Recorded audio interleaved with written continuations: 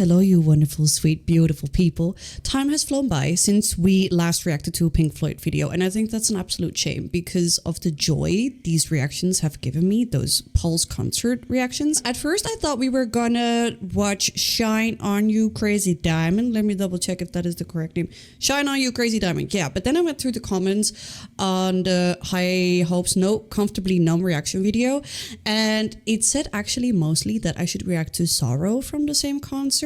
Now, I did a little bit of research on Sorrow, or I have a little bit of research in front of me. But David Gilmour has stated that although words are not his strong point, this song is one of his best lyrical efforts, which is insane. So I'm very excited to see and hear what that is all about. And it is the closing track on their 13th studio album, A Momentary Lapse of Reason. Now, without further ado, we are going to be watching Sorrow at the Pulse concert. Let's get started.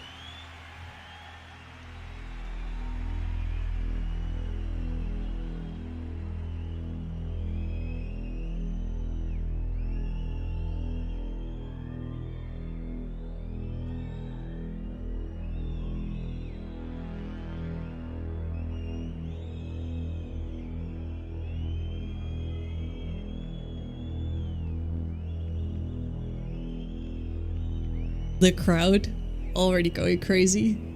They know what's coming.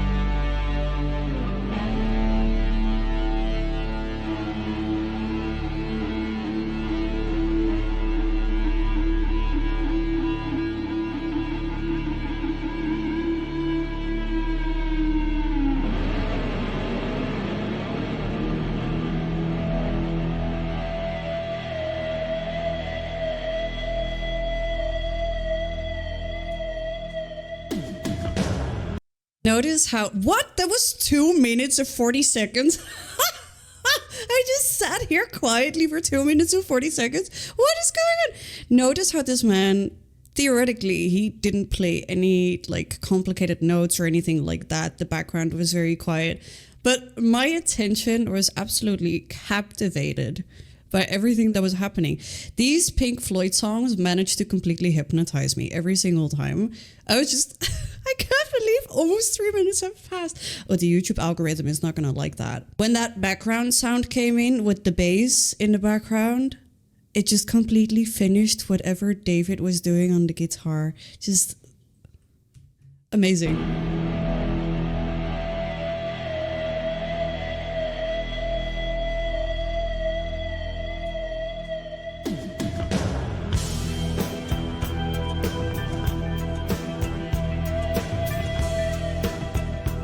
Okay, get it, ladies.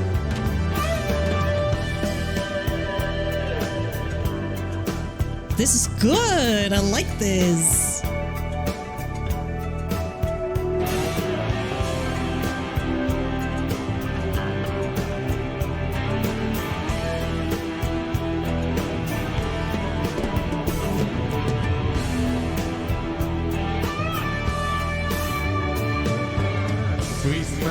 great sorrow lies over the land. Plumes of smoke rise, merge into the leaden sky. A man lies and dreams of green fields and rivers, but wakes to a morning with no reason for waking.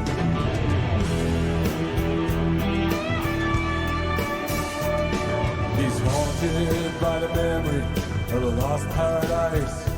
Is youth or a dream? He can't be precise. He's taken forever to a world that's departed. It's not enough, it's not enough. Well, no, before he starts playing his guitar, I need to pause. These lyrics remind me a little bit of High Hopes, because High Hopes was also kind of about looking back on childhood, the things that you were expecting of a grown-up life, but looking back, you miss childhood, right? The grass is greener on the other side. And I feel like this song thus far has a similar theme to it, where, you know, the man wakes up without a reason for waking, and yeah, he's haunted by the memory of a lost paradise in his youth or a dream he can't be precise. It's not enough, it's not enough. Yeah, it's kind of, it reminds me a little bit of High Hopes, the lyrics thus far. I am actually really enjoying that we are having a little bit of an up-paced song from Pink Floyd this time, because we've had two quite slow songs, so I'm really enjoying the introducing of the drums coming in. It really reminds me of kind of the 80s vibe of music. Let's continue. Haunted by the memory of a lost paradise. Is youth or a dream? He can't be precise. He's taken forever to a world that's departed. It's not enough, it's not enough.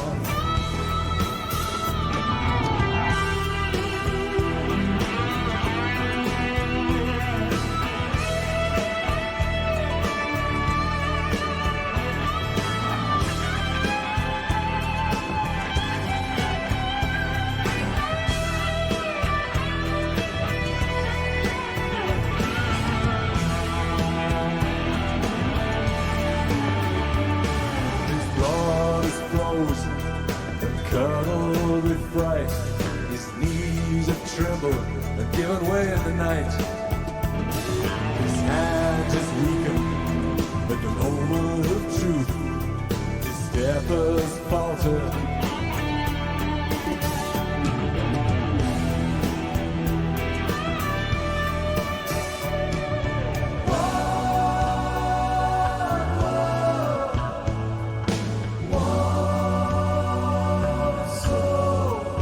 God, is that you? What is going on?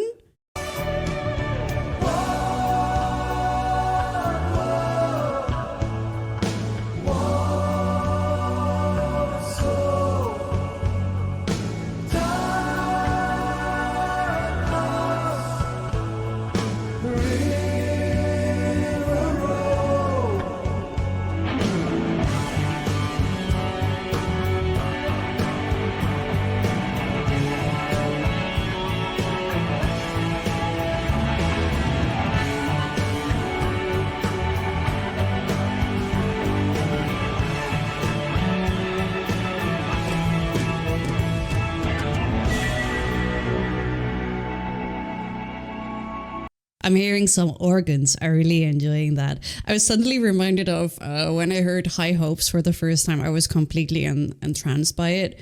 And I turned it on in the car with... I currently live with my ex. I'm looking for a new place, but we were in the car and I turned it on because he likes rock as well. And he was saying, "Oh, what the fuck is this? He's just talking on music. Who is this?" I said, "It's Pink Floyd." And he was like, "Who the fuck's Pink Floyd?" And I was like, "Are you serious right now?" Even I knew Pink Floyd. Like, I didn't really know their songs except for The Wall, I think it's called. We don't need no education. I've been listening to Pink Floyd, the ones that I've listened to with you guys, since I've been reacting.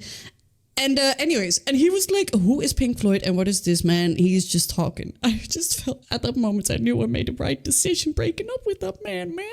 Anyways, I'm really I got really surprised by, as you saw, by the freaking light on the podium doing that. Hello, instant goosebumps. Imagine sitting in this concert hall. There's so many people there who, at first, in my first Pulse video, I accused of being empty, which was not received well. But I've been forgiven by you lovely people. Thank you so much. But the goosebumps.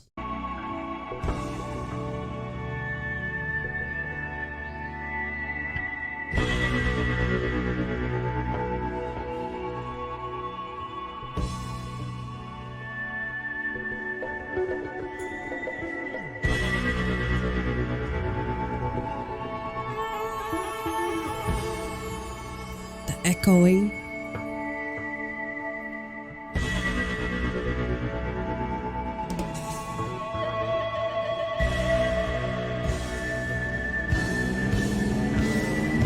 Crossed to the river, I've lost love and dedication. Silent replies, swirl invitations. Flow dark and troubled to an oily sea. A grim intimation of what is to be.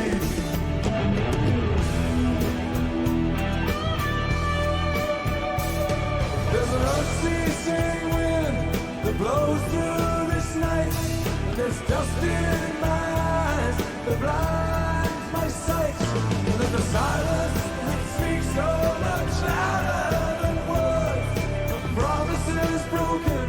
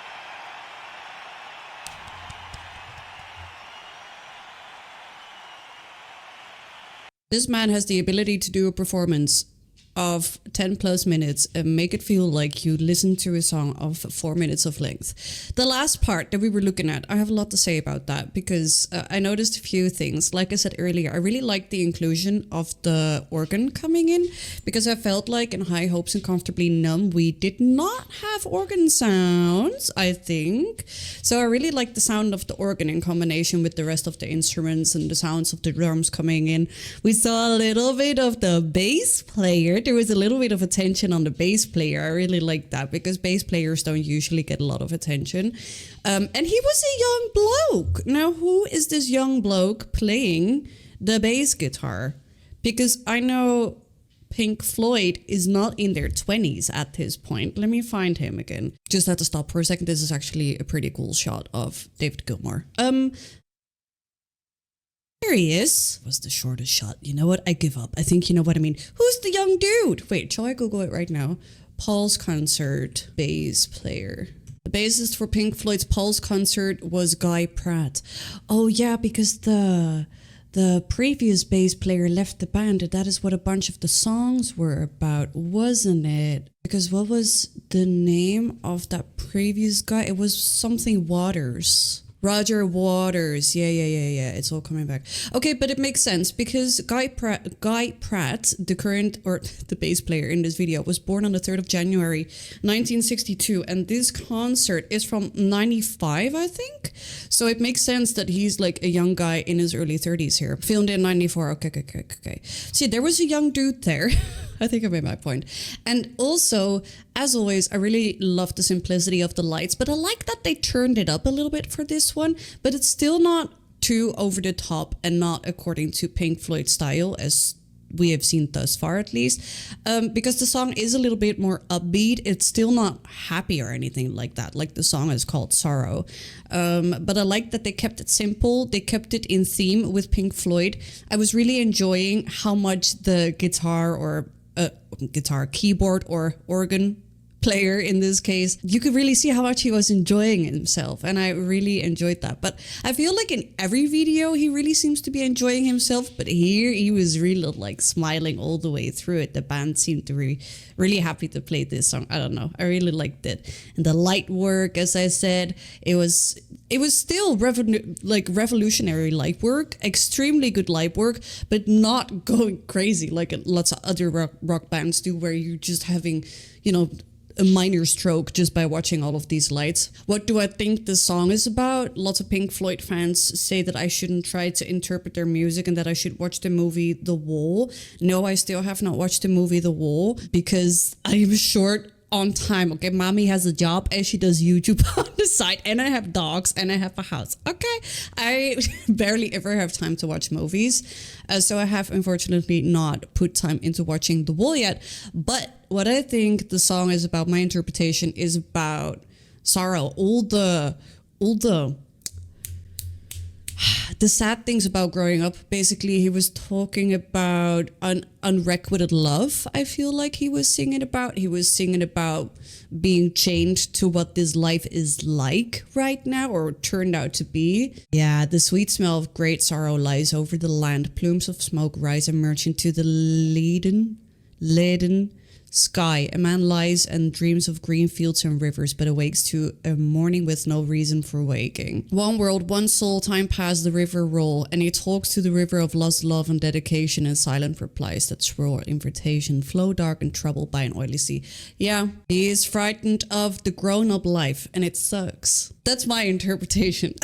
Let me know what your interpretation is. But yeah, thus far, every single Pink Floyd performance of the Paul's Concert I've thoroughly enjoyed, and I've really had to control myself not to listen to more Pink Floyd because I like to continue to watch Pink Floyd videos. Thus far, I'm allowed to listen to The Wall, High Hopes, and Comfortably Numb, and I'm happy that I can add another happier upbeater Pink Floyd song to my list of songs that I'm allowed to listen to in my spare time. So thank you so much for watching. If you enjoyed this video, make sure to like, comment, and subscribe, and I will see you guys next time, and I love you guys so much, and yeah, bye.